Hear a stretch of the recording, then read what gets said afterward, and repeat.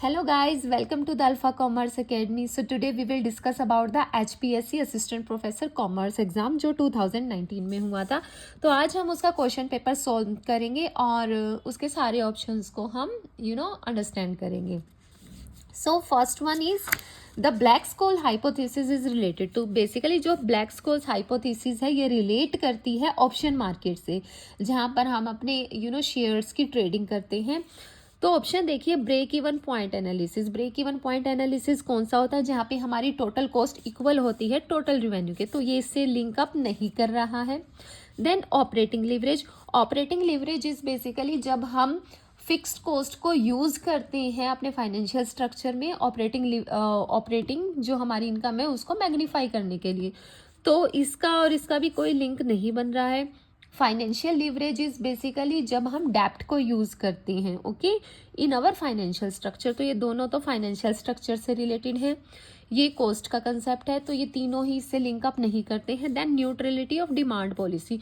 Neutrality of demand policy means कि demand is irrelevant to the value of the share. ये मोदी Miller गिलियानी ने एक अप्रोच दी थी, डिविडेंड इररेलेवेंस थ्योरी. तो ये वो है. अब डिविडेंड बेसिकली रिलेट करता है शेयर से, तो इसका ऑप्शन डी ही बनता है. Okay, now the question number second is the cost of preferential share capital is not adjusted for tax before because.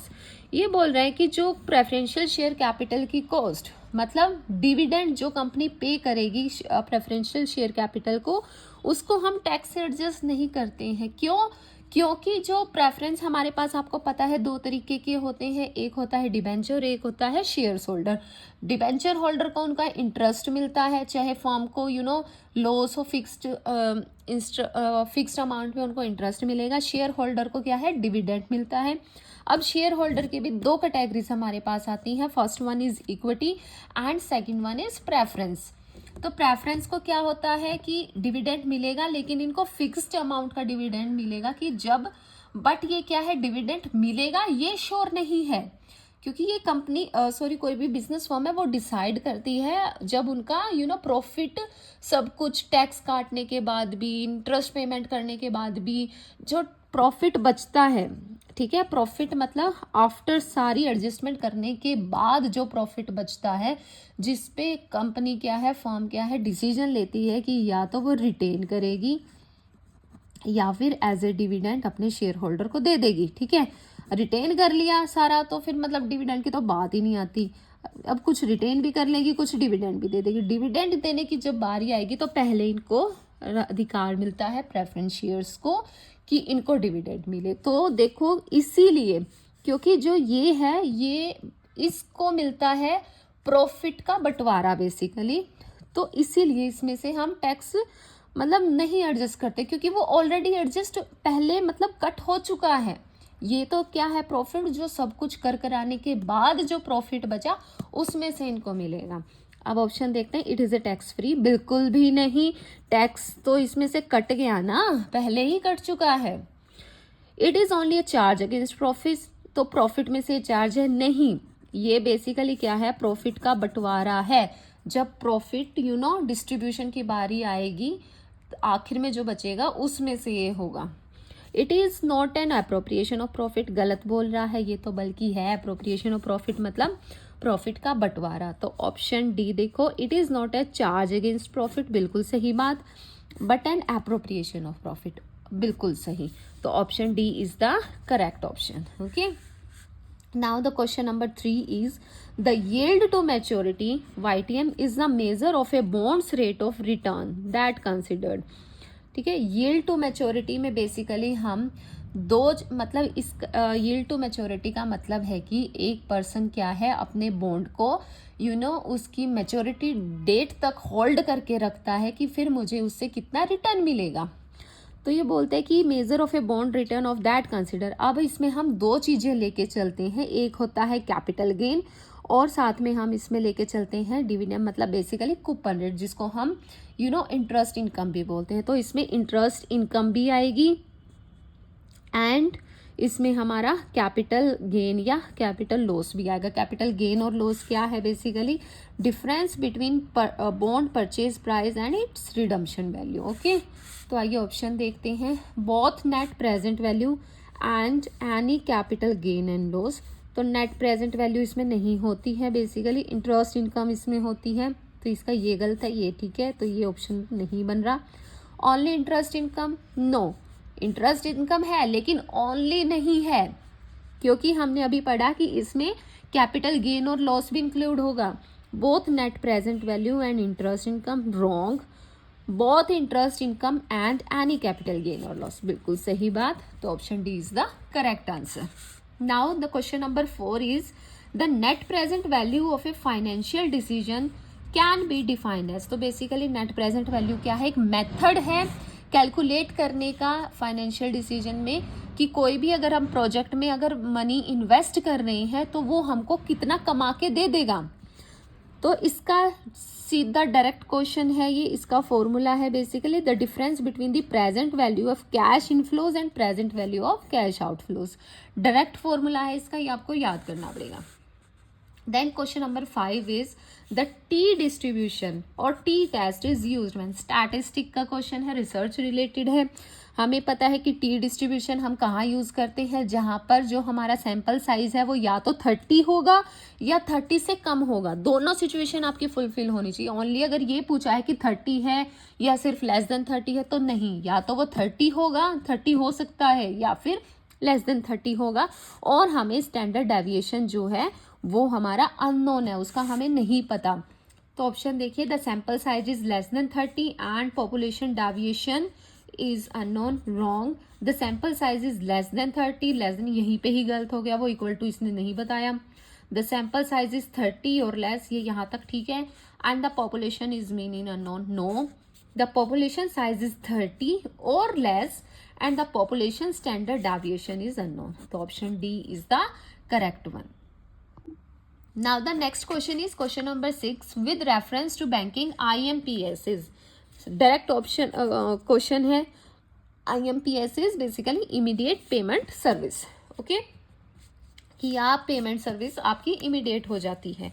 Now the question number 7 is the dash rate refers to the cash which bank have to maintain with the RBI. किसके साथ maintain की बात हो रही है? RBI के साथ. As a certain percentage of their demand and time liability. हमें पता है कोई भी बैंक है उनको दो तरीके की रेशियो मेंटेन करके चलनी पड़ती है. बेसिकली दो तरीके के रिजर्व मेंटेन करने पड़ते हैं. एक तो वो खुद के पास रखते हैं, एक वो आरबीआई के पास रखते हैं. जो खुद के पास रखेंगे उसको हम एसएलआर बोलते हैं, basically statutory liquidity ratio. And जो आरबीआई के पास रखा जाएगा उसको बोला जाता है सीआरआर, कैश रिजर्व रेशियो. तो यहाँ पे आरबीआई का पूछा है तो हमारा ऑप्शन है CRR. Okay, option B is the correct answer. Next is question number 8. The contribution of a financial system to growth goes beyond increasing prior saving based investment. These statement related to. ये पूछ रहा है कि ऐसा contribution financial system में जो growth के beyond जाता है increasing prior saving based investment. तो ये बेसिकली हमारी क्रेडिट क्रिएशन थ्योरी डिफाइन करती है. ओके, सिंपल डायरेक्ट क्वेश्चन है ये भी. Next is question number 9. Who headed NABARD's regional office. NABARD के जो रीजनल ऑफिसेज हैं उनको कौन हेड करता है? तो बेसिकली जब आप इसका ऑर्गेनाइजेशन चार्ट देखोगे तो आपको पता लगेगा कि, चलो ऑप्शन देखते हैं, general manager, chief executive officer. ये नाम से कि भाई ऐसी कोई भी पोजीशन क्या है नाबार्ड के ऑर्गेनाइजेशन स्ट्रक्चर में है ही नहीं. देन चीफ एग्जीक्यूटिव मैनेजर, इसका ये आंसर आएगा. ये क्या होते हैं? ये रीजनल ऑफिसेज के हेड होते हैं. जनरल मैनेजर इनके अंडर काम करते हैं. ओके, जनरल मैनेजर सीजीएम के अंडर काम करेगा. देन एग्जीक्यूटिव डायरेक्टर, ये भी नहीं है इसका आंसर. तो answer C is the correct option. Now the question number 10. The law of diminishing return refers to an eventually fall in. जो लॉ है डिमिनिशिंग रिटर्न का, डिमिनिशिंग रिटर्न ऑफ लॉ, ये बेसिकली इकोनॉमिक्स का question है. ये बोलता है कि जितनी ज़्यादा आप और वेरिएबल कॉस्ट, बेसिकली कोई भी प्रोडक्ट को आप यूज़ करोगे तो एक पॉइंट पे आके क्या है, जो आपकी मार्जिनल यूटिलिटी है वो आपकी क्या होने लग जाएगी, डाउन होने लग जाएगी। कैसे, एग्जांपल से बताती हूँ मैं। आपको भूख लगी है, ओके, आपने रोटी खाई, फर्स्ट रोटी खाई, आपको बहुत सेटिस्फेक्शन मिली, दूसरी रोटी खाई, उससे आपको आपका मतलब यहाँ पर आके मान लो पेट भर गया। अब आप तीसरी रोटी खाओगे या 4 रोटी खाओगे या 5th रोटी खाओगे तो क्या है, आपको उससे सेटिस्फेक्शन कम होने लग जाएगी। और एक स्टेप मतलब एक पॉइंट आएगा कि आपको यूँ लगेगा कि ज़्यादा हो गया नो, तो इसके बाद क्या है, आपकी जो यूटिलिटी है या सेटिस्फेक्शन है वो डाउन होने लग जाएगी। So the option C is correct one, marginal productivity of the variable factor. Then question number 11. An act of assigning values of credit instrument by estimating or assessing the solvency and expressing them through predetermined solvency means ऐसी activity जो credit instrument की जो solvency को express करती है। For example अगर कोई person loan लेता है, या हम यूँ देखते हैं कि ये फर्म कितनी अच्छी है कि ये मतलब क्रेडिट को पे कर सकेगी, ये नहीं कर सकेगी, तो बेसिकली एक रेटिंग होती है और उसको हम बोलते हैं क्रेडिट रेटिंग। और इसमें सिंबल्स यूज़ किए जाते हैं कि AAA, BBB, इस तरीके से सिंबल्स यूज़ किए जाते हैं जो बेसिकली क्या है, सोलवेंसी को डिफाइन करता है। ठीक है। Now the question number 12 is, it is a financial institution, ठीक है, that manages the collection of account receivable on the company on their behalf and bear the credit risk associated with those account. कि ऐसा financial institution जो कि आपके behalf पे या किसी कंपनी के बिहाफ पे रिसीव करता है कोई भी चीज़ है, कोई भी टैक्स, रेंट, कुछ भी वटएवर कुछ रिसीवेबल है वो रिसीव करता है, और साथ के साथ क्या है, वो आपका क्रेडिट रिस्क भी बियर करता है। तो वो कौन है, तो बेसिकली ये है फैक्टर्स की डेफिनेशन। फैक्टराइजेशन में हम ये इसको पढ़ते हैं। तो वेंचर ऑप्शंस देख लेते हैं। वेंचर कैपिटल फंड नहीं, वेंचर कैपिटल तो क्या हो गया, बेसिकली एक न्यू स्टार्ट होता है, न्यू स्टार्टअप हम जब करते हैं 2 पर्सन मिलके। देन फैक्टर्स ऑब्वियसली ये हमें पता है, option B is correct. Commercial bank का काम होता है बैंकिंग एक्टिविटीज़ करना है, वो ये रिस्क बियर नहीं करते हैं। म्यूचुअल फंड्स में भी रिस्क बियरिंग वाला कुछ भी नहीं है। So factors. Now the question number 13 is, from the following merchant banks to, merchant banks क्या करते हैं, मर्चेंट्स बैंक्स आते हैं फाइनेंशियल मतलब कैपिटल मार्केट में, वो शेयर्स को लेने या बेचने में हमारी हेल्प करते हैं। तो option D is the correct one, capital market assistant, ये हमें कैपिटल मार्केट असिस्ट करते हैं। ओके, ऑप्शन से ही देख लो, रूरल बाय बिजनेस फाइनेंस, ये रूरल से इनका कोई काम नहीं होता, रूरल में नहीं जाती इतना। कमर्शियल बैंकिंग बेसिकली जो नॉर्मल बैंकिंग होती है। डेवलपमेंट बैंक ये डेवलपमेंट के लिए यूज़ होते हैं, जैसे IDBI बैंक हो गया and all that. Capital market assistance is the correct answer. Now the question number 14, S small industries development bank of India SIDBI कब सेटअप हुआ था? स्ट्रेट फॉरवर्ड डायरेक्ट क्वेश्चन है, यू कैन आंसर इट। ये 1991 में setup हुआ था। Now the question number 15 is, MSP policy is an important step initiated by the government to improve the agriculture marketing system। तो ये थी MSP क्या है, बिल्कुल इजी क्वेश्चन है। This is minimum support price, कि फार्मर्स को एक रेट दे दिया कम कि इस पे उनको क्या है, एग्रीकल्चर प्रोडक्ट्स व कुछ मिलेंगे। Next is question number 16, an investment that gives the investor A controlling interest in a foreign company. ठीक है, आप इन्वेस्ट कर रहे हो किसी फॉरेन कंपनी में, किस पर्पज से, कि आपको कंट्रोलिंग इंटरेस्ट चाहिए। ठीक है, तो ये होता है सो इसका आंसर है फॉरेन डायरेक्ट इन्वेस्टमेंट। हम ये करते हैं फॉरेन में इन्वेस्ट करते हैं, फॉरेन कंपनी में, जब हम उसके 50 या 50% से ज़्यादा, बेसिकली 50% से ज़्यादा अगर उसके शेयर बाय कर लेते हैं तो हमें उसके क्या है, कंट्रोलिंग इंटरेस्ट मिल जाता है। और ये फैसिलिटी हमें फॉरेन डायरेक्ट इन्वेस्टमेंट में ही मिलती है। ऑप्शन देख लो चाहे। लाइसेंसिंग क्या है, बेसिकली लाइसेंस मिल जाता है कि कुछ टाइम के लिए आप हमारी जो कंपनी का नाम यूज़ कर सकते हो। तो बट इसमें क्या है कि जो ओरिजिनल कंपनी है उसमें आपको कंट्रोलिंग इंटरेस्ट आपको नहीं मिलता। एक्सपोर्टिंग इज बेसिकली जब आप एक्सपोर्ट करते हो सामान को, तो इसमें भी कंट्रोलिंग का कोई भी लेना देना नहीं है, एंड कॉन्ट्रैक्ट में भी ऐसा कुछ नहीं होता। तो foreign direct investment is the correct answer. Now the next question is question number 17, the theory about the relationship between, theory बतानी हमें रिलेशनशिप जिसमें बताया गया है inflation and the interest rate. तो डायरेक्ट क्वेश्चन है, ये फिशर्स ने बताया था कि हमारा जो नॉमिनल इंटरेस्ट रेट है वो हमारा real interest rate plus experience influence means जो इन्फ्लेशन रेट जो हमारा चल रहा है उसमें इसने थ्योरी में रिलेशनशिप बतवाया था, तो that is Fisher effect theory. Okay, option ही देख लो। बेसिकली फिक्स प्राइस तो क्या होता है, कोई एक फिक्स प्राइस होता है गुड्स का, तो इसका कोई लेना देना नहीं है इससे, साफ सी बात है। Basic balance is basically balance आपका कितना पेंडिंग है, एंड स्वैप जब ये टर्म यूज होती है हमारे उसमें शेयर्स वगैरह में, कॉन्ट्रैक्ट्स वगैरह में। Next is question number 18, income is not taxes until it is remitted to the parent company as a dividend. तो ये हम क्या होते हैं कि ये बोल रहा है कि इनकम को हमने टैक्स नहीं किया जब तक वो पेरेंट कंपनी से एज ए डिविडेंड रिमिट नहीं हुई, तो ये हम करते हैं टैक्स डेफरल में। ओके, कि हमने कमा तो लिया है लेकिन टैक्सेबल नहीं हुआ, तो that is tax deferral. Next question number 19 is OAU means, OAU basically क्या, एक ऑर्गेनाइजेशन है किनकी, अफ्रीकन कंट्रीज की ये ऑर्गेनाइजेशन है, जिसमें वो मतलब पॉलिटिकल कंडीशंस पर वो बातचीत करते हैं, इकोनॉमिक कंडीशन से नहीं होती है, इतनी इकोनॉमिक ऑब्जेक्टिव नहीं होता इनका। सो option A is correct one, African nation that is more concern with political and economic objectives.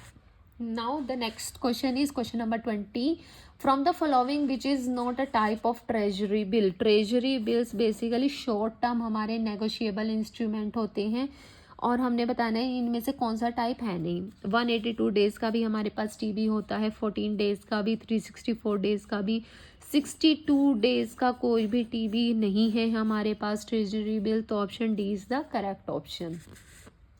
Now the question number 21, a statement that summarize all economic transaction between a country and the rest of the world during a given period of time। Obviously साफ simple question है, ये हम study करते हैं balance of payment में। So balance of payment is the correct answer. और option देख लो चाहे, बैलेंस ऑफ पेमेंट डेफिसिट ये इसी का एक पार्ट है। ओके, बैलेंस स्कोर कार्ड नहीं, balance of goods and services नहीं, तो balance of payment is the correct answer. Now the question number 22 is, a dash is a document issued by a carrier। carrier basically जो सामान लेके जाता है, ठीक है, to acknowledge receipt of cargo for shipment। Okay, कि एक receipt है कार्गो की, वो ये डॉक्यूमेंट है एक कैरियर इशू करता है कि उसने शिपमेंट कर दी। बेसिकली जब हम इंटरनेशनल ट्रेड करते हैं उसमें हम एक्सपोर्ट करते हैं, तो कुछ सामान क्या है हम सी रूट के थ्रू एक्सपोर्ट करते हैं। ओके, और उसमें क्या है सी मतलब बोट लेके जाएगी, जो हमारी शिप है वो लेके जाएगी सामान। तो अब ये पर्सन है जो बोट चला रहा, अब इसकी जिम्मेदारी बनती है कि भैया मैं किसी गलत इंसान को ना दे दूं, वरना तो जिसने एक्सपोर्ट किया है, जो होम कंट्री में पर्सन बैठा, वो मुझे मार देगा, मतलब मेरे तो पीछे पड़ जाएगा वो। तो ये क्या करता है, वो एक इशू, एक बेसिकली लेटर इशू करता है, किसको, जो पर्सन होस्ट कंट्री में बेसिकली जहाँ एक्सपोर्ट होना है वहाँ बैठा है, जो सामान की रिसीविंग लेगा। Okay, so that is bill of lading, कि वो इसको दे देगा कि भैया इसने सामान का रिसीविंग दे लिया, मैंने तो इस पर्सन को क्या है सामान दिया है। So that is bill of lading. Okay, now the question number 23, the under pricing of export means export come pricing पे यूजुअली बिलो कॉस्ट, मतलब कि कॉस्ट से भी कम रेट पे, और below the home country price, या फिर जिस होम कंट्री में वो गुड बना है, जो आप जिस रेट पे जिस कॉस्ट पे अपनी होम कंट्री में बेच रहे हो, तो आप क्या करते हो, एक्सपोर्ट करते हो उसका प्राइस कम पे। बेसिकली मान लो कोई भी गुड है वो यहाँ पर 10 रुपये का है, आप फॉरेन कंपनी में जाके 5 रुपये का बेच रहे हो। यूजली अगर इसको बनाने में मान लो 6 रुपये लगे हैं, तो आप मतलब ये तो कॉस्ट से भी कम हो गया। तो इस प्रोसेस को क्या बोलते हैं, इस प्रोसेस को बेसिकली डंपिंग बोला जाता है।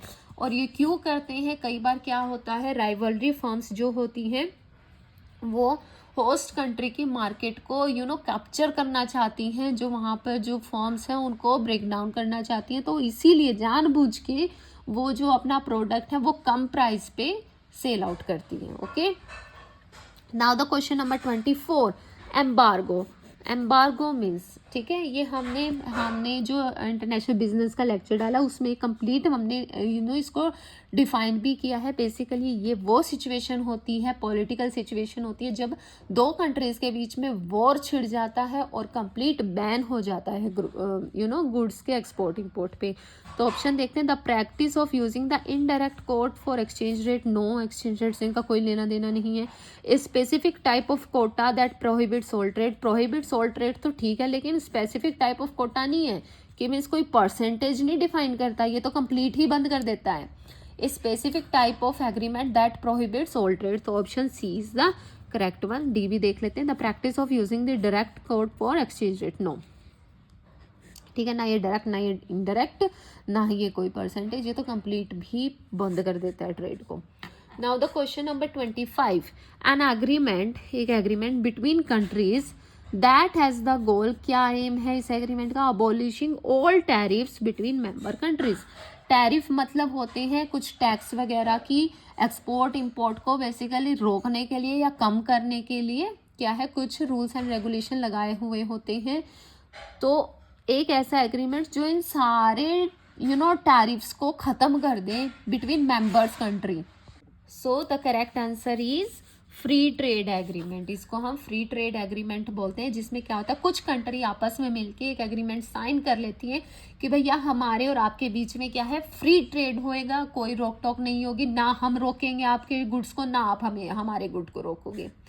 Now the next is question number 26. Which of the following is not a type of interview based on interaction pattern?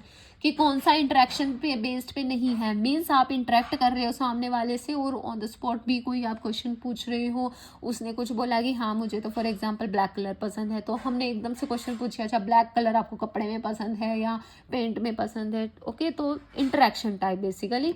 तो ऑप्शन देखिए, structure interview, obviously first one ही सही है, क्योंकि स्ट्रक्चर इंटरव्यू में क्या होता है, पूरा स्ट्रक्चर बना हुआ होता है, क्वेश्चन डिफाइंड होते हैं कि पर्सन कुछ भी बोलता है, आपने ये 10 क्वेश्चन ही पूछने हैं उससे। सो ये इंटरेक्शन बेस्ड नहीं होता, डायरेक्ट क्वेश्चन पूछे जाते हैं और आंसर दिया जाता है। ओके, डेप्थ इंटरव्यू में तो क्या होता है, आप उसकी पूरी गहराई तक जाते हो। देन पैनल इंटरव्यू में क्या होता है कि 4-5 बंदे बैठे होते हैं, वो ऑन द स्पॉट जो उनके मन में आएगा वो इंटरेक्ट करके क्वेश्चन पूछते हैं। स्ट्रेस इंटरव्यू में भी यही है कि आपको सिचुएशन दी जाती है और उसमें कैसे हैंडलिंग होती है, एंड तो ये भी क्या है, ये सारे क्या हैं, इंटरव्यू हैं जो इंटरेक्शन पैटर्न पे बेस्ड है। बट स्ट्रक्चरल इंटरव्यू में इंटरेक्शन नहीं होता, स्ट्रेट फॉरवर्ड क्वेश्चन पूछे जाते हैं।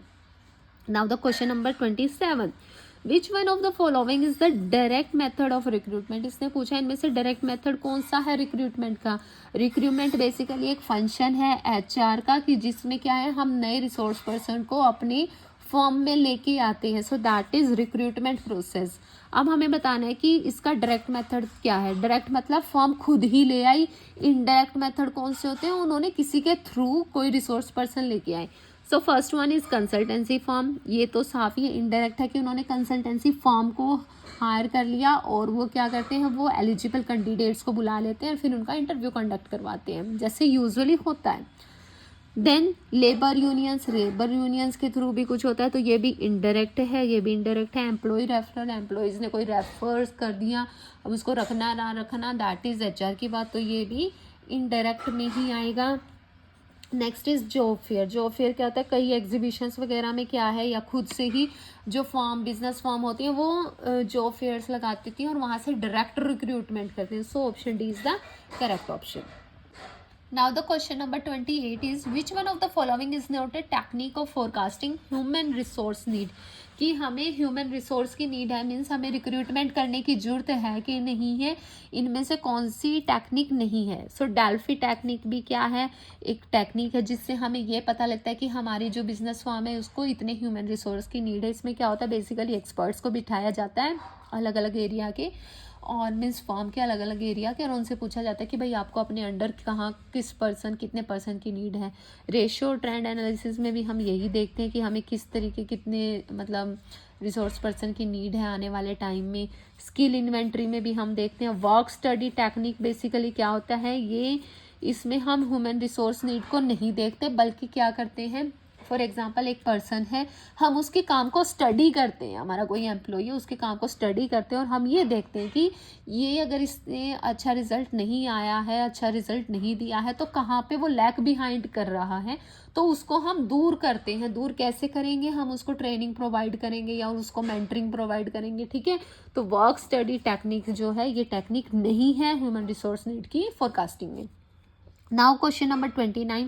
Specifically, human resource planning is the process by which an organization ensure that it has right number and kind of people at right place and at right time, ठीक है, and capable of effectively and efficiently completing those tasks with the help of the organization achieve it overall objective. तो definition पूछी गई है, ये definition किसने दी है? Straight forward है, ये दी थी David A DeCenzo and Stephen P Robbins ने। ओके, नाउ तक क्योंकि जो रॉबिन्स हैं इनकी तो डेफिनेशन बहुत फेमस है और ये डेफिनेशन रॉबिन्स ने दी थी। Now the question number 30 is the method called DMAC means define, measure, analyze, improve and control is a feature of किसका फीचर है ये? तो क्या ये टोटल क्वालिटी मैनेजमेंट का है? नहीं, केजन का भी नहीं है, ये है सिक्स सिग्मा का, ठीक है। बेसिकली ये कुछ मेथड्स हैं, ये आपको पढ़ने पड़ेंगे, हम ये मार्केटिंग वगैरह उसमें हम पढ़ते हैं। Next is question number 31। From the sellers 4 piece, seller के 4 पीस दिए गए हैं, कस्टमर के 4 पीस दिए गए हैं। ये दिया था रॉबर्ट लिटरबर्न ने, तो हमें उनका मैच आउट करना है। तो जो प्रोडक्ट है वो रिलेट करता है कस्टमर सेटिस्फेक्शन से, ओके। प्राइस है वो रिलेट करता है कस्टमर कॉस्ट से, प्लेस है कन्वीनियंस से रिलेट करेगा, एंड प्रमोशन जो है कम्युनिकेशन से रिलेट करेगा। तो option 1 is the correct one. कैसे? 1 का C, B 2 का D एंड 3 का B एंड 4 का A। So option A is the correct one. Now the question number 32 is from the following which is the modern method of performance appraisal। हमने method बताना है performance appraisal का, लेकिन कौन सा modern method? तो graphic method, checklist method, grading method, ये सब क्या है? ये ट्रेडिशनल है, okay. And assessment bye result method क्या है? ये मॉडर्न है। ग्राफिक मेथड में हम ग्राफ के थ्रू स्टडी करते हैं, चेकलिस्ट में हमारे पास एक चेकलिस्ट होती है, इस पर्सन ने ये भी किया, ये भी किया, ये भी किया, ओके। ग्रेडिंग में हम बेसिकली जो है जो चीफ है वो ग्रेडिंग देता है, रिजल्ट बाय रिजल्ट। यहाँ पे क्या होता है कि असेसमेंट बाय रिजल्ट, हम उसके रिजल्ट को असेस करते हैं, तो ये वाला जो है मॉडर्न है।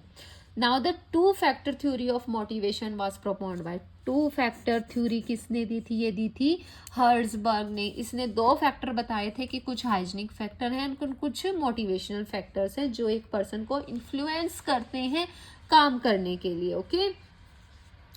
तो ऑर्डिनल देखो, बेसिकली इसका कोई मोटिवेशन थ्योरी से कोई रिलेटेड नहीं है। टेलर ने जो है साइंटिफिक मैनेजमेंट दी थी एंड विक्टर एंड ब्रूव ने बेसिकली एक्सपेक्टेंसी मॉडल को ओरिजिनेट किया था। Now the question number 34, which one of the following is the of the job training method? Of the job training method क्या? Basically हम employees को क्या है ट्रेनिंग प्रोवाइड करते हैं ताकि वो रिजल्ट बेस्ट करें और जो फॉर्म के जो क्या बोलते हैं वो ऑब्जेक्टिव्स हैं उनको फुलफिल कर पाएँ। तो 2 तरीके की हमारे पास ट्रेनिंग होती है। एक होती है on the job, basically organization के अंदर ही अगर हम उनको ट्रेनिंग प्रोवाइड दें, end of the job basically जो उसकी जॉब है मीन्स ऑर्गेनाइजेशन के बाहर जाकर अगर कोई ट्रेनिंग प्रोवाइड करो तो वो of the job training method में आता है। तो देखो, जॉब इंस्ट्रक्शन ट्रेनिंग मीन्स कि आप उसको जॉब्स की इंस्ट्रक्शन दे रहे हो। एक पर्सन है वो अपनी सीट पे आके बैठ गया है, तो आप टाइम टू टाइम उसको इंस्ट्रक्ट प्रोवाइड कर देते हो कि भैया अब तू ये कर ले, अब ये वाला काम कर ले, ठीक है। मेंटरिंग बेसिकली क्या है? आप उसको गाइडेंस देते हो कि अगर उसको कहीं पे प्रॉब्लम आ रही है, तो ये भी क्या है? ऑन द जॉब है, ये भी ऑन द जॉब है। जॉब रोटेशन क्या है कि मान लो आज वो क्लैरिकल पे है, फिर उसको थोड़े दिन बाद दूसरी पोजीशन पे डाल देंगे ताकि वो मल्टीटास्किंग सीख सकें, तो ये भी ऑन द जॉब है। सिंडिकेटिंग क्या है? ये है ऑफ द जॉब। कैसे सिंडिकेटिंग मेथड होता है कि आप ऑर्गेनाइजेशन से बाहर जाकर कोई उसको प्रॉब्लम क्रिएट करवा, मतलब एक प्रॉब्लम दे देते हैं और उसको सॉल्यूशंस फाइंड आउट करने होते हैं। तो syndicating is the correct option. Now arrange the element of, किसके एलिमेंट है? 5 maturity level of people capability maturity model. तो ये HRM का एक मॉडल है, basically people capability maturity level, इनको हमने अरेंज करना है। सो ये बेसिकली क्या है, ये अरेंज्ड ही है। इनिशियल लेवल पहले पे आएगा, then defined level, then manage level, then optimizing level, then predictable level. So option A is the correct one. Now luxuries have, luxuries basically ये इकोनॉमिक्स का क्वेश्चन है। ये बोल रहा है कि जो लग्जरीज गुड है उसकी जो डिमांड इलास्टिसिटी होती है वो कैसी होती है। बेसिकली लग्जरीज गुड है, फॉर एग्जांपल अगर आप लगा लो डायमंड, ठीक है, अभी आप खरीदते हो, अगर इसका प्राइस कम हुआ मीन्स कि इसमें अगर प्राइस में थोड़ा सा भी कम होगा तो आप डिमांड को क्या कर दो, एकदम से ज़्यादा बढ़ा दोगे। मीन्स ये थोड़ा सा चेंज हुआ तो आपने डिमांड को ज़्यादा बढ़ा दिया। ये बेसिकली इलास्टिक डिमांड है, जहाँ पर जो आपकी है इलास्टिसिटी डिमांड मोर देन 1 रहेगी। मतलब प्राइस में हल्का चेंज आने की वजह से डिमांड में ज़्यादा चेंज आना। Option B is the correct one. Now the question number 37 is the relationship between average revenue and marginal revenue and elasticity of demand can be expressed in simple direct question है economics का। Law of demand में से इसका formula basically क्या होता है, AR MR is equal to AR into 1 by में E by में E। So option A is the correct one. Now the question number 38 is marginal cost is related to. Marginal cost basically क्या होती है, जब हम एक एक्स्ट्रा यूनिट को use करते हैं तो जब उसकी जो कॉस्ट आती है, so that is variable cost. Okay, now the question number 39 is from the following which is not a cause. जो एक कोज नहीं है, increasing return to a factor means आपके प्रोडक्शन बढ़ रहे हैं और जो है इनपुट्स में कम चेंज हो रहा है, बट आपका जो प्रोडक्शन है उसमें आउटपुट जो है उसमें ज़्यादा चेंज आ रहा है, तो उसको हम बोलते हैं इंक्रीजिंग रिटर्न टू फैक्टर। तो फर्स्ट ऑप्शन देखो, ऑप्टिमम कॉम्बिनेशन ऑफ फैक्टर, ये ऑब्वियसली कोस है। जब आप फैक्टर्स को, आपके चाहे वेरिएबल फैक्टर है, फिक्स फैक्टर है, सबको आप बड़े अच्छे से यूज़ करोगे कि आप उनसे तो आपको क्या है आउटपुट ज़्यादा मिलना ही मिलना है। Then fuller utilization of fix factor, आप फिक्स फैक्टर का फुल यूटिलाइज कर रहे हो, सो ये भी एक कोज है। Division of labour and specialization, obviously कि आप स्पेशलाइजेशन के अकॉर्डिंग क्या है लेबर का आपने डिवीजन किया हुआ है कि जो पर्सन जिस चीज़ में एक्सपर्ट है आपने उसको वही काम दिया है, तो ऑब्वियसली क्या है वो प्रोडक्शन ज़्यादा होएगा ही होगा, वो रिजल्ट ज़्यादा देगा ही देगा। Now the next question is beyond optimum capacity usage, तो ये जो ऑप्शन है ये गलत है, तो option D is the right answer. Now question number 40 is return on capital employed will be equal to. So direct question है, ये भी फॉर्मूला ही है कि एसेट टर्नओवर मल्टीप्लाई बाय में profit margin. Okay, now the question number 41, the declining segment of the total utility curve, कि total utility curve का जो है डिक्लाइनिंग सेगमेंट क्यों होता है। वही ये सेम क्वेश्चन एक पहले भी आया था कि जब आप एक एक्स्ट्रा यूनिट को कंज्यूम करते हो तो एक पॉइंट वो आता है जहाँ पर उससे यूटिलिटी क्या है आपको मिलनी कम हो जाती है, वो कम हो जाती है, ठीक है। So that is falling marginal utility. Marginal utility basically जब आप एक एक्स्ट्रा यूनिट को कंज्यूम करते हो तो उससे जो आपको यूटिलिटी मिलती है। Okay, now the question number 42 is any straight line supply curve parallel to the y-axis and cutting the x-axis will have elasticity of supply equal to। हमने बताना है कि अगर जो हमारा सप्लाई कर्व जो है वो पैरेलल है किसके, y-axis के, तो वहाँ पर इलास्टिसिटी क्या होगी सप्लाई की, वहाँ होगी elasticity of supply is equal to 0। Means price या डिमांड मतलब प्राइस का कोई भी इफेक्ट जो है सप्लाई पे नहीं पड़ रहा है, वो सेम है। Now the question number 43 is if two goods are complementary to each other then their direction of cross elasticity will be. Cross elasticity basically क्या होता है, जब हम दो गुड्स की स्टडी करते हैं जहाँ पर अगर एक गुड के प्राइस में चेंज आने पर दूसरे के डिमांड में क्या चेंज आता है, तो वो होता है क्रॉस इलास्टिसिटी ऑफ डिमांड।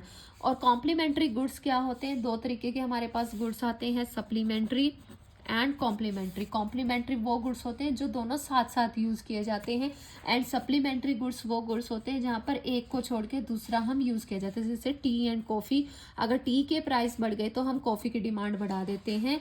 और कॉम्प्लीमेंट्री बेसिकली मान लो शुगर एंड टी, अगर शुगर का प्राइस बढ़ गया तो टी की डिमांड क्या है वो कम हो जाएगी। ओके, सो देखो यहाँ पर क्या है, नेगेटिव जो है वो आ रहा है कि एक की डिमांड, एक के प्राइस बढ़ने से दूसरे की डिमांड कम हो रही है, नेगेटिव रिलेशनशिप आ रहा है, तो option C is the correct one.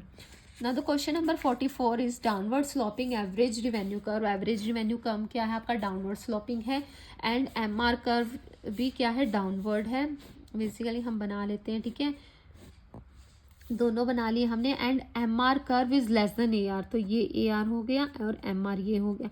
तो ये बेसिकली सिचुएशन हमारे पास आती है या तो मोनोपोलिस्टिक कंपटीशन में या फिर मोनोपोली कंपटीशन में. तो यहाँ पे ऑप्शंस देखो, monopoly, pure competition, perfect, none of the. तो monopoly is the correct answer. Okay, now the question number 45, if the percentage increase in the quantity of a good supplied is smaller, कि जो quantity supply हो रही है वो small है, then the percentage increase in price, कि price का जो इंक्रीजमेंट है वो ज़्यादा है लेकिन सप्लाई की क्या है, वो कम बढ़ रहा है. तो then the coefficient of price elasticity of supply is basically less than 1. जी ये क्या बोल रहा है बेसिकली, कि प्राइस जो है वो ज़्यादा हो रहा है लेकिन सप्लाई पे थोड़ा ही इफेक्ट पड़ रहा है. तो that is elasticity of supply is less than 1 होगा.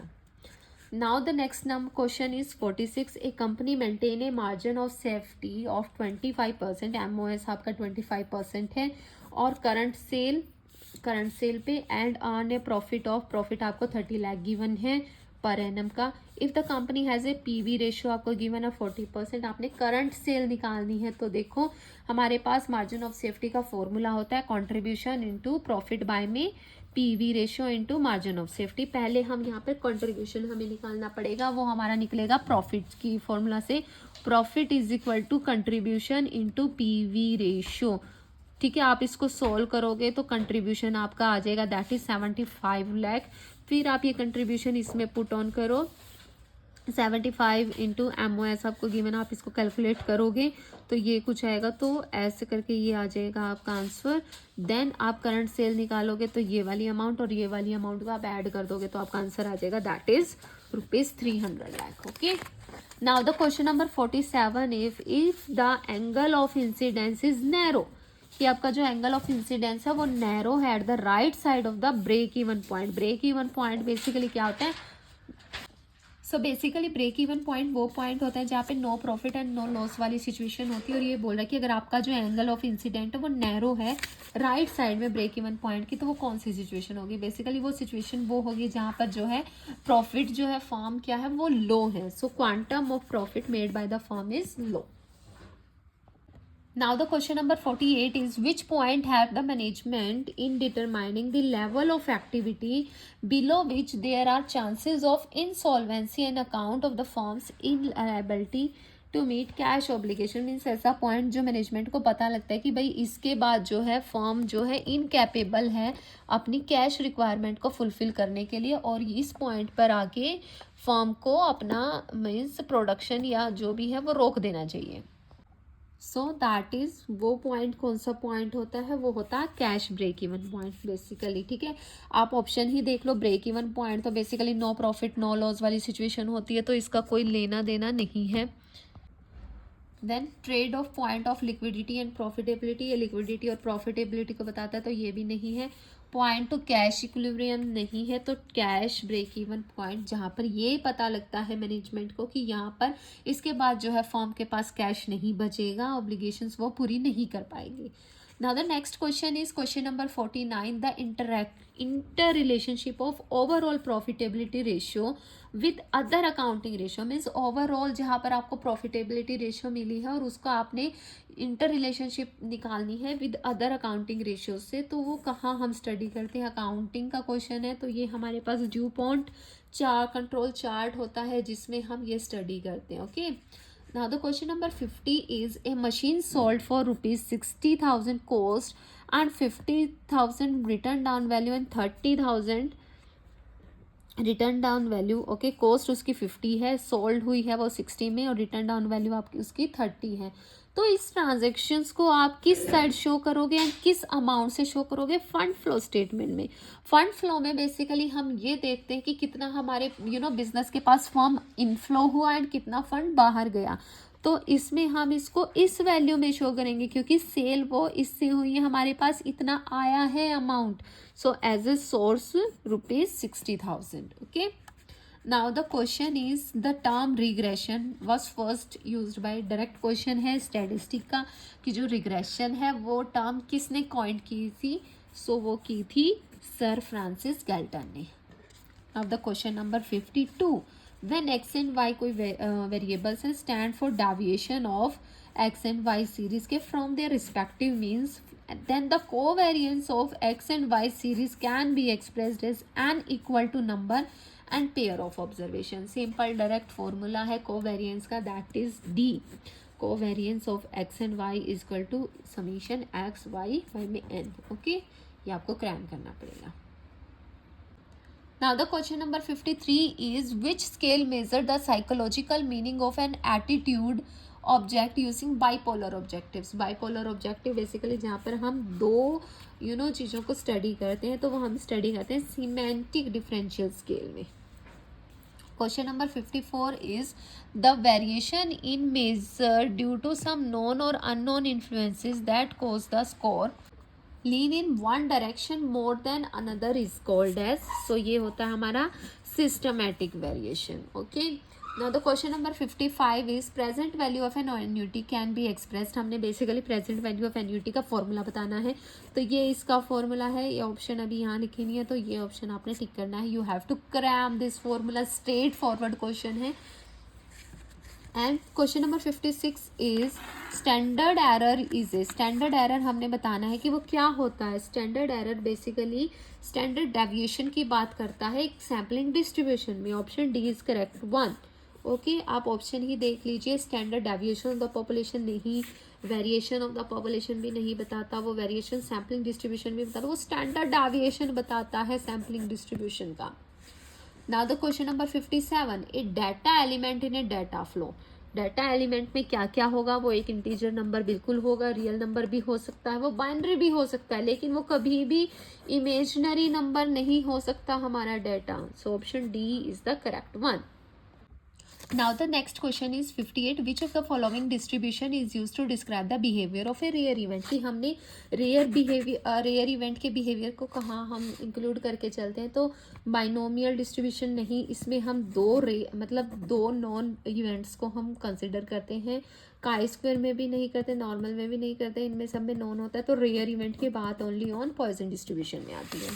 So type 1 error basically hypothesis का क्वेश्चन है। टाइप 1 एरर जो है वो क्या होता है, हमारे दो तरीके के एरर आते हैं, टाइप 1 एंड टाइप 2। टाइप 2 में क्या होता है, हम जब रिजेक्ट करते हैं फॉल्स नल हाइपोथेसिस को, और इसमें क्या होता है टाइप 1 में क्या होता है, हम रिजेक्ट करते हैं नल हाइपोथेसिस को जब वो ट्रू होता है। तो option B is the correct one.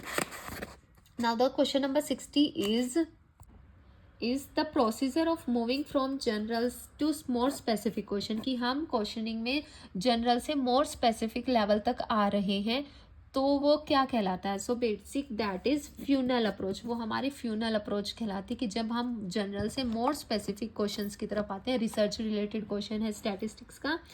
Now the question number 61, government policy concern with the taxing. कि गवर्नमेंट पॉलिसी है जो टैक्स से रिलेटेड है, स्पेंडिंग डिसीजन ऑफ गवर्नमेंट, और वो मतलब डिसीजंस कंसिडर है कि वो किस तरीके से कहाँ कितना स्पेंड करेगी, तो उस पॉलिसी को क्या कहते हैं, उस पॉलिसी को हम फिस्कल पॉलिसी बोलते हैं। Option A is correct one. Monetary policy में तो क्या होता है, मॉनेटरी टर्म्स एंड कंडीशंस होती हैं, लाइक कि कितना क्या हमारा रेट रहेगा, क्या हमारी मॉनेटरी पॉलिसी रहेगी, क्या SLR रहेगी, क्या CRR रहेगी। एंड प्राइसिंग पॉलिसी में हम बेसिकली देखते हैं कि गुड्स का बेसिकली प्राइसिंग किस तरीके से होगा। एंड एग्जिम पॉलिसी में हम एक्सपोर्ट इंपोर्ट रिलेटेड होती है। सो ऑप्शन ए ही हमारा करेक्ट ऑप्शन है और बन भी यही रहा है। Now the question number 62 is the process as a process by which an individual, जो एक इंडिविजुअल है वो सिलेक्ट करता है, ऑर्गेनाइज करता है and interpret informations input to create a meaningful picture of the world. कि एक जो इंडिविजुअल है वो अपने अपने माइंड के थ्रू एक मीनिंगफुल पिक्चर निकालता है वर्ल्ड की, तो उसको हम क्या बोलते हैं, उसको हम बोलते हैं परसेप्शन। ऑप्शंस देखो, बिलीफ तो क्या होता है, किसी भी सही या गलत बात को आप अंधे तरीके से बिलीव कर लेते हो। उसने कहा ठीक है बिल्ली रास्ता काट गई तो गलत हो गया, तो आपने उसको मान लिया, वो धारणा बना ली। एंड एटीट्यूड इज बेसिकली कोई भी सिचुएशन का आपका पॉजिटिव और नेगेटिव एटीट्यूड क्या है. Then motivation is basically internal factor जो आपको गोल्स अचीव करने के लिए मिलता है. तो perception is the correct option. Now the question number 63 is the adapter categorization on the basis of the relative time of adaptation of innovation concept and innovator.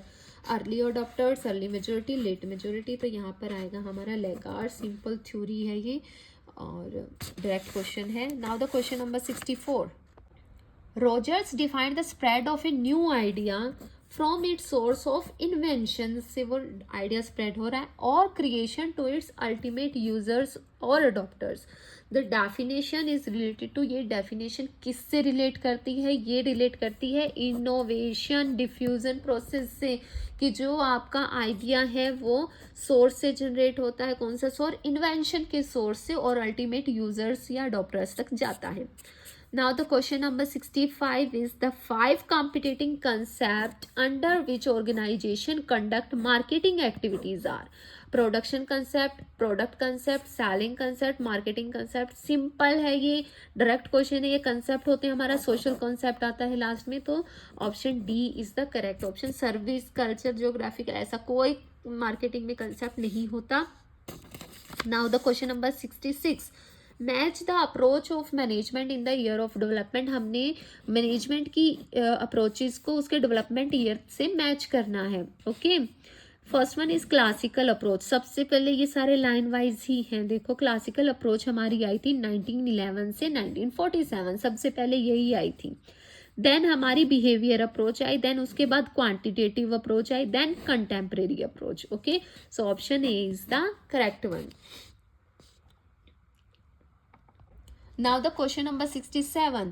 A demand for a product which is not required for its own sake means वो खुद के लिए नहीं चाहिए है उसकी demand, but because it is used to produce another product. कि एक कोई प्रोडक्ट की डिमांड हो रही है कोई गुड की, वो उसको कंज्यूम करने के लिए नहीं हो रही बल्कि उसको फर्दर यूज करने के लिए कि आप अनदर प्रोडक्ट बना सको. तो वो डिमांड क्या होती है हमारी? वो होती है डिराइव डिमांड. ओके, ठीक है, आप ऑप्शन ही देख लो. क्रॉस डिमांड बेसिकली दो गुड्स की कंप्लीमेंट्री या सब्सटीट्यूट की.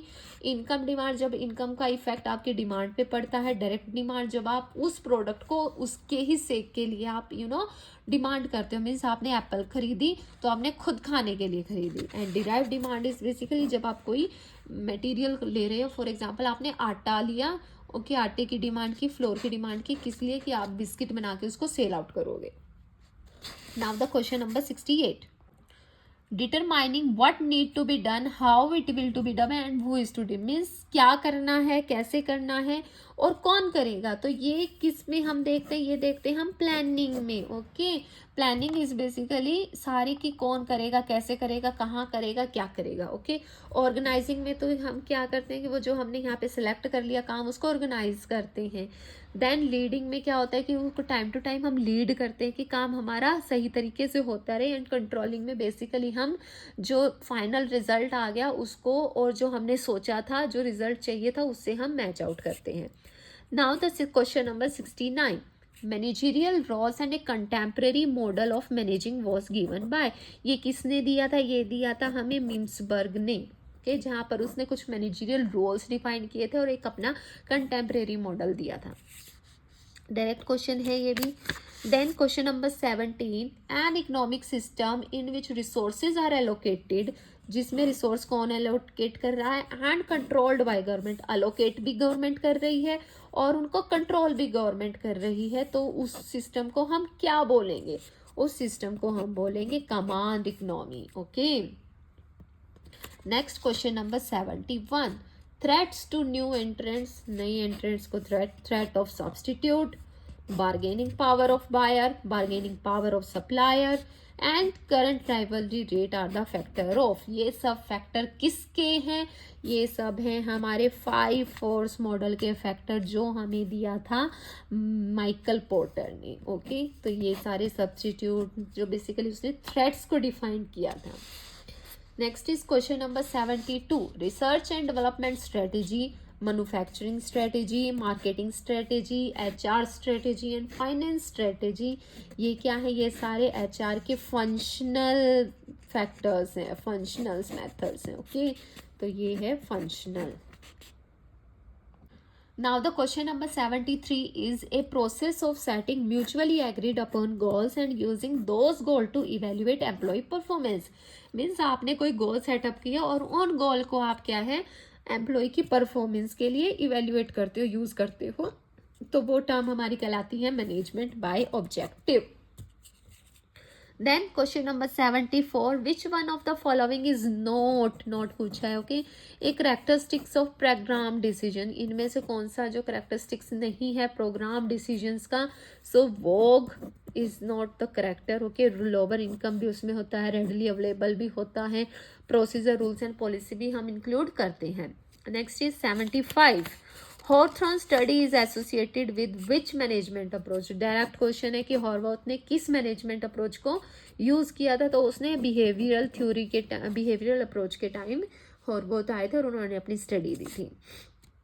Next is market for second hand securities, जहाँ पर आप सेकेंड हैंड सिक्योरिटीज का डीलिंग करते हैं, सेल्स एंड परचेज करते हैं, तो वो प्लेटफॉर्म हमारा कहलाता है stock exchange market. Okay, stock exchange. Simple direct question है, आप कर सकते हो। Next is question number 77, A voluntary group means voluntary group जो खुद से बना है, किसी ने जोर जबरदस्ती नहीं बनवाया है, ऑफ लाइक माइंडेड पीपल, कैसे जिनकी विचारधारणाएं मिलती हैं, हु ज्वाइन टुगेदर जो आपस में ज्वाइन हो जाते हैं, in order to seek to influence government decision makers, तो वो क्या कहलाता है, वो हमारा प्रेशर ग्रुप कहलाता है। Okay, next is question number 78, a maximum price, एक मैक्सिमम प्राइस, ठीक है, above which the price of the product is not allowed to price, means एक रेंज की इससे ज़्यादा आप जो आपके प्रोडक्ट का प्राइस है वो सेट नहीं कर सकते, तो उसको बोलते हैं प्राइस सीलिंग। ओके, एक लिमिट हमको बता दी जाती है कि इससे ज़्यादा आप प्राइस को बढ़ा नहीं सकते हो। प्राइस वॉर तो क्या है कि आपस में दो जो फर्म होती है, एक दूसरे की राइवलरी फर्म होती है, वो अपने प्राइस क्या है कम करती रहती है ताकि दूसरी फर्म्स को मतलब टेक ओवर करने के लिए। प्राइस कंट्रोल में क्या होता है, इसमें लोअर लिमिट भी दी जाती है और मैक्सिमम लिमिट भी दी जाती है। प्राइस डिस्क्रिमिनेशन में क्या होता है कि आप एक ही प्रोडक्ट के अलग अलग प्राइस चार्ज करते हो। So price ceiling is the right answer. Question number 79, a measure of the effect on total income, किसमें इफेक्ट है, टोटल इनकम में इफेक्ट है, टोटल नेशनल इनकम में effect of some component change in aggregate monetary demand. अगर aggregate monetary demand, aggregate मतलब पूरे जो means पूरे नेशन की जो मॉनेटरी डिमांड है उसमें कुछ फैक्टर्स में कंपोनेंट में चेंज आता है, तो उसकी वजह से टोटल नेशनल इनकम में जो चेंज आता है वो पूछा है वो क्या होता है, दैट इज मल्टीप्लायर इफेक्ट। क्यों, और ऑप्शन देख लो। प्राइस इलास्टिसिटी तो क्या बताता है, एक गुड की बेसिकली एक गुड की बताता है कि इसके प्राइस में चेंज आने से इसकी डिमांड में क्या चेंज आया। हाई डिमांड सिंपली क्या है कि इस प्रोडक्ट की कितनी ज़्यादा डिमांड है, GDP basically gross domestic product कि इसने नेशनल में कितना प्रोडक्ट बना। So option A is the correct one. Now the question number 80, an organizational structure that assigns specialists from different functional department to work on one or more projects being led by a project manager is the definition of। definition पूछी गई है कि जहां पर हम specialist को, experts को निकाल के लेके आते हैं फंक्शनल डिपार्टमेंट से अलग अलग से, और उनको एक प्रोजेक्ट या एक से ज़्यादा प्रोजेक्ट दिए जाते हैं जिसको लीड करता है प्रोजेक्ट मैनेजर। तो ये किसकी डेफिनेशन, ये है डेफिनेशन हमारी मैट्रिक्स स्ट्रक्चर की। Okay, now the question number 81, the process of mentoring and evaluating the nature and direction of change, कि नेचर और direction of change in business environment, की बिजनेस एनवायरनमेंट का जो चेंज है वो किस तरीके का है और किस डायरेक्शन में चेंज हो रहा है, तो वो हम किस में स्टडी करेंगे, वो हम स्टडी करते हैं एनवायरमेंटल एनालिसिस में। ओके, ऑर्गेनाइजेशन स्कैनिंग में तो क्या होता है, हम ऑर्गेनाइजेशन के अंदर का करते हैं, क्योंकि एनवायरमेंटल में हम स्टडी करते हैं, एक होता है हमारा इंटरनल बिजनेस एनवायरमेंटल, एक होता है हमारा एक्सटर्नल बिजनेस एनवायरमेंट। ठीक है, इंटरनल में बेसिकली जो ये डायरेक्ट इन्फ्लुएंस करता है बिजनेस फर्म को, जो बिजनेस फर्म के अंदर के लोग होते हैं, एम्प्लॉय हो गया, मैनेजर्स हो गए, ठीक है। और एक्सटर्नल होते हैं जो ऑर्गेनाइजेशन के बाहर के होते हैं, जो अनकंट्रोलेबल भी होते हैं थोड़ा बहुत, जैसे गवर्नमेंट पॉलिसी हो गई या राइवलरी कोई फॉर्म्स आ गई। ओके, सो ये सब हम एनवायरमेंटल स्कैनिंग में देखते हैं। Now the question number 82, according to the brand resonance model, okay, match the stage of brand development with the branding objective of each state. आपको स्टेज जो है उसके ऑब्जेक्टिव के साथ मैच आउट करना है। तो यहाँ पे ब्रांडिंग डेवलपमेंट है और यहाँ पर है ब्रांडिंग आपकी ऑब्जेक्टिव। ओके, सो आइडेंटिटी है बेसिकली वो डील करेगी इंटेंस अवेयरनेस से ही। And meaning is basically, meaning आपका कैसा होना चाहिए, डीप होना चाहिए, ब्रॉड, जो ब्रॉड ब्रांड अवेयरनेस आपको प्रोवाइड करे। रिस्पॉन्स क्या है, वो response positive reaction and acceptability पे बेस्ड होना चाहिए। रेजोनेंस जो है एक्टिव लॉयल्टी होना चाहिए। जो 1 का ए, 2 का डी, 3 का सी एंड 4 का बी। तो option C is the correct one. Now the question number 83, a marketing system comparing the producer, wholesaler and retailer acting as a unified system, जिसमें सारे क्या है कि यूनिफाइड सिस्टम के तरीके से एक्ट करेंगे। तो वो हमारा सिस्टम होता है जिसमें प्रोड्यूसर है, होलसेलर है, रिटेलर है। तो वो हमारा वर्टिकल में आता है। ये सारे क्या है, एक रेंज के हैं। यहाँ हॉरिजॉन्टल में तो क्या था, 2 फर्म अपने अलग अलग उसमें अपने ऑब्जेक्टिव फुलफिल करती है। और मल्टी चैनल में आपके पास एक से ज़्यादा चैनल डिस्ट्रीब्यूशन के होते हैं ओनली। तो वर्टिकल मार्केटिंग सिस्टम होता है ये। Now the question number 84 is a method in which the company charges A Fairlie low price for a high quality product. Okay, आपका जो प्रोडक्ट है हाई क्वालिटी है, लेकिन जो फर्म है वो कम प्राइस चार्ज कर रही है उसका, तो वो क्या होता है, दैट इज वैल्यू प्राइसिंग। ठीक है, परसीव्ड वैल्यू में तो क्या होता है, हम एक वैल्यू परसीव कर लेते हैं कि हाँ कुछ भी इमेजनरी, तो उस पे अकॉर्डिंग हम प्राइस रखते हैं उसका। टारगेट प्राइसिंग में ये होता है कि हमारा ये टारगेट है प्राइस के, उसके अकॉर्डिंग होता है। मार्कअप प्राइसिंग एक लेवल तक वो होता है, बट वैल्यू प्राइसिंग इसकी जब हम फेयरली लो प्राइस को चार्ज करते हैं एक हाई क्वालिटी प्रोडक्ट के लिए। Now the question number 85, Bose, Allen and Hamilton have identified 6 categories of new products. Select the wrong one. तो ये ऑथर से इन्होंने कैटेगरीज बताई थी। मार्केटिंग का कंसेप्ट है, इन्होंने कैटेगरी बताई थी प्रोडक्ट्स की। तो इनमें से वो कौन सी नहीं थी, new to the world market product, ये उन्होंने बोला था। बेसिकली इन्होंने न्यू प्रोडक्ट्स पे था जो ध्यान दिया था। तो न्यू प्रोडक्ट लाइन ये भी इन्होंने बताई थी। Addition to existing product lines ये भी न्यू से रिलेटेड था। रीसेगमेंटिंग इन्होंने नहीं बताया था कि मतलब उसी प्रोडक्ट को रीसेगमेंट करना। Okay, now the question number 86, A B and C जो है पार्टनर है फर्म में। ए विड्रॉ करता है ₹30,000 at the beginning of each quarter. Okay, हमारे कितने क्वार्टर होते हैं, 4 हमारे क्वार्टर होते हैं साल के, 3-3 महीने के। Okay, what will be the interest on drawing charge to A. Interest on drawing हमने निकालना है, अगर उसका रेट 12% पर एनम है। हमने अकाउंट्स की लेक्चर सीरीज में इसको पूरा अच्छे तरीके से डिफाइन किया, आप वहाँ जाके भी इसको समझ सकते हैं। सो बेसिकली इसका जो फॉर्मूला रहेगा, इंटरेस्ट इजिकल टू जितनी अमाउंट उसने विड्रॉ की इंटू रेट बाय में टाइम ऑफ यूज़ की, टाइम ऑफ यूसेज उसने कितने महीने यूज़ किया है बेसिकली, एंड बाय में 12। तो आप कुछ आपका ये आएगा 3000 इंटू 12% बाय में 7.5। ये कैसे आया, ये आप हमारी वीडियो में जाके चेक कर सकते हैं अकाउंट्स लेक्चर सीरीज़ की में, पार्टनरशिप अकाउंट्स में। देन बाय में 12 तो आपका आंसर आ जाएगा 720। Okay, now the question number 87, if an amount is spent in the current year. आपने कोई अमाउंट है उसको करंट ईयर में स्पेंड किया है, बट रिवेन्यू क्या है आपको नेक्स्ट ईयर मिलना है, तो आप इसको क्या शो करोगे, तो आप इसको क्या है बेसिकली कैरी फॉरवर्ड करके लेके जाओगे, क्योंकि अभी आपको पैसा मतलब नहीं हुआ रिवेन्यू, तो आपको अगले साल ही जनरेट होगा, तो आप उस ईयर में जाके उसको शो करोगे। So option B is the correct one, कि the amount should be carried forward to the next year.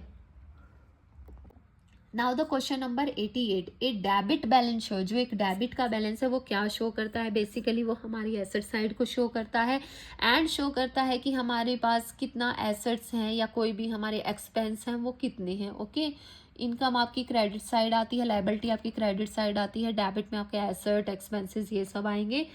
सो देखते हैं option, money is owing to the firm, की जो मनी है वो आपकी क्या है, ओइंग है, कि आपने फर्म से है, तो ये आपके बेसिकली आएगा, क्योंकि ये एसेट है कि आप फर्म से किसी ने पैसा ले रखा है, तो वो आपका एसेट्स कहलाया basically debtors.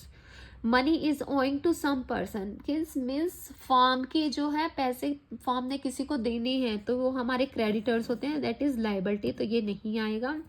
The firm has lost money and has incurred some expenses, आपके एक्सपेंस है, इनका बैलेंस भी क्या होता है, डेबिट होता है, तो option D is the correct one, जिसमें ऑप्शन ए एंड सी दोनों इंक्लूड है। Now the question number 89, secret reserves are not permitted. Secret reserve ऐसे रिजर्व जो कि आपने सीक्रेट रखे हैं, आपने शेयर होल्डर्स को भी नहीं बताया या किसी और को, मतलब पब्लिकली आपने उनको डिस्क्लोज नहीं किया है, तो ये जो स्टेटमेंट है वो किससे रिलेट करती है कि आप सीक्रेट रिजर्व नहीं बना सकते, तो ये रिजल्ट करती है हमारा जो है प्रिंसिपल है डिस्क्लोजर। ये बोलता है कि चाहे आपके पास कितना ही प्रॉफिट हो, चाहे आपके पास कितना लॉस हो या कोई भी रिजर्व हो, आपने ट्रू एंड फेयर जो आपकी पोजीशन है वो पब्लिक के सामने रखनी है। ओके, कंसिस्टेंसी है, ये क्या बताता है कि जो आपका जो मेथड है अकाउंटिंग का वो आपने कंसिस्टेंस रखना है सारे सालों में, क्योंकि अगर आप एक साल कोई और मेथड यूज कर रहे हो, दूसरे साल कोई और मेथड यूज कर रहे हो, तो उनमें कंपैरिजन करना बड़ा ही मुश्किल हो जाता है। देन कंजर्वेटिज्म, ये आपको बोलता है कि आप कुछ अनअफॉर्चुनेट इवेंट्स के लिए आप कुछ मनी सेव करके चलोगे, रिजर्व मेंटेन करके चलोगे। देन एक्रूअल कंसेप्ट क्या बोलता है कि जब आपने एक्रूड किया इनकम को, वो उसके अकॉर्डिंग आप शो आउट करोगे। ओके, तो option A is the correct one. Now the question number 90, from the following situation which is not a situation involving in product mix pricing, की प्रोडक्ट की mix pricing में इनमें से कौन सी situation नहीं आती है। कैप्टिव प्रोडक्ट प्राइसिंग ये आप वो करते हो, टू पार्ट प्राइसिंग ये भी करते हो, बाय प्रोडक्ट ये भी होती है, चैनल प्राइसिंग नहीं आती है, चैनल्स का इसमें कोई काम नहीं होता है। What is the name of the point which refers to the earning before interest and tax level at which earning per share remains the same irrespective of different alternative of debt equity? means कि आपके डेप्ट equity means mix का जो आपका financial structure है उसका earning per share पे कोई effect नहीं पड़ रहा है, तो वो पॉइंट क्या कहलाता है, वो पॉइंट हमारा कहलाता है point of indifference. Okay, then question number 92, marginal efficiency of capital is also known as simple direct option है, इसको हम internal rate of return भी बोलते हैं। Now the question number 94 is कि हमने एग्जामाइन करना है इस फिगर को और हमने बताना है कि ये डिविडेंड बेसिकली क्या शो कर रहा है। तो यहाँ पे हमारा अर्निंग पर शेयर है, यहाँ पे हमने टाइम पीरियड को शो किया है, ये हमारा अर्निंग पर शेयर है, ये टाइम के साथ क्या है, इंक्रीजिंग में है, ये बढ़ रहा है। डिविडेंड पर शेयर का ये हमारा ग्राफ है, ये देखो ये यहाँ पे कॉन्स्टेंट था, फिर थोड़ा सा मान लो इन्होंने अर्निंग बढ़ी तो इसको थोड़ा सा बढ़ा दिया, फिर कांस्टेंट हो गया, फिर बढ़ा दिया, थोड़ा सा बढ़ाया, फिर कांस्टेंट हो गया। तो आप जैसे देखोगे मोस्टली क्या है, कांस्टेंट ही है हमारा जो डिविडेंड पर शेयर है। So this figure show constant dividend per share policy. Okay, next is question number 95, which ratio indicates the number of times the fixed financial obligations are covered by the net operating cash flow generated by the company? तो ये कौन सी ratio हमें define करती है, straight forward question है, आप search भी कर सकते हो, ये हमें डेप्ट सर्विसिंग कवरेज रेशियो डिफाइन करती है। Next is 96, who define, definition है बेसिकली कि total quality management as a total composite of product and services, characteristics of marketing, engineering, manufacturing and maintenance through which the product and service in use will meet the expectancy of the customer। तो ये दी थी हमें Chris Handley ने। Now the question number 97, match the development of HRM as per the introduction of the following post in India. हमें बताना है कि ये जो फॉलोइंग पोस्ट थी ये इंडिया में किस ईयर में आई। तो सबसे पहले हमारे पास आता है लेबर ऑफिसर, ये आया था हमारे पास 1931 में। देन हमारे पास आती है लेबर वेलफेयर ऑफिसर 1948 में। देन ह्यूमन रिसोर्स मैनेजर 1990 में। तो option C is the correct one. Okay, now the question number 98 is which one of the following is not a feature of social system?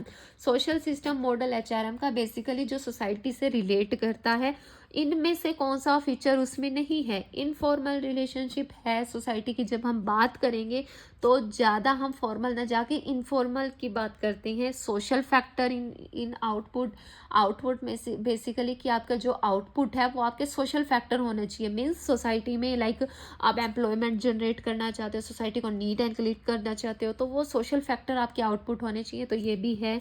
Conflict resolving भी है आपका factor.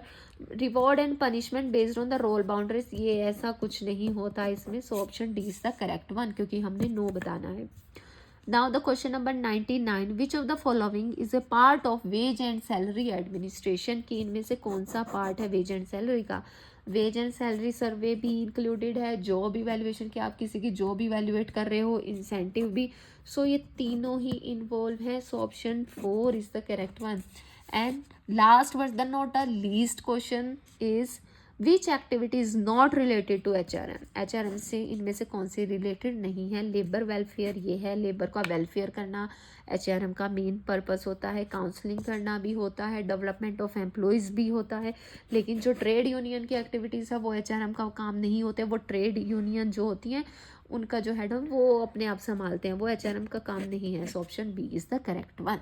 So this is the question paper जो 2019 में HPSC द्वारा हुआ था commerce का। तो हमने मतलब पूरा एक्सप्लेन किया है। इन केस अगर आपको लगता है कि किसी क्वेश्चन का जो आंसर है वो दूसरा होना चाहिए था, तो आप हमें कमेंट में आप हमें बता सकते हैं।